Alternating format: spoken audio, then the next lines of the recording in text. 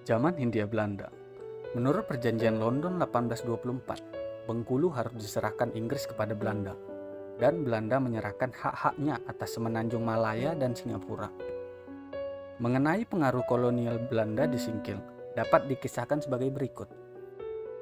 Berdasarkan keterangan yang diperoleh dari seorang pengamat Belanda yang bernama W.L. Ritel, dapat diketahui bahwa raja-raja Singkil dari suku Pak yang tadinya beragama Hindu, setelah takluk kepada Kesultanan Aceh, ia menyatakan diri untuk memeluk agama Islam.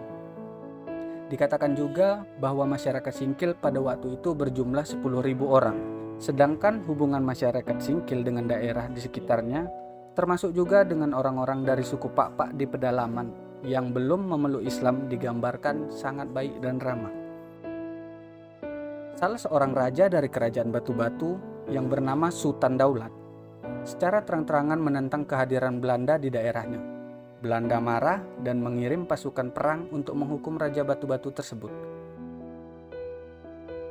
Perang Kerajaan Batu-Batu melawan Belanda berawal dari kedatangan perutusan Belanda kepada Sultan Daulat untuk meminta bahwa Kerajaan Batu-Batu supaya tunduk kepada Belanda.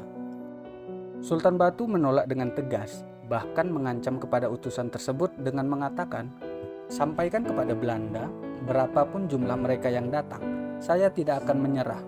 Orang Islam tidak pantas tunduk kepada orang kafir." Bahkan Sultan memberikan isyarat kepada utusan Belanda tersebut dengan memberikan 2 liter biji-bijian lengang, sebagai tanda bahwa Sultan Daulat pantang menyerah.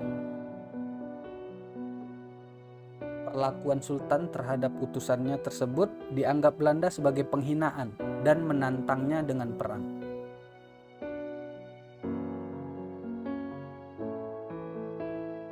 Dalam pertempuran tersebut, Belanda melakukan taktik pengepungan dengan cara pasukan Belanda dibagi dalam 4 front pertempuran. Kerajaan Batu-Batu dikepung dari segala arah. Dengan cara ini diharapkan kemenangan dapat segera diraih.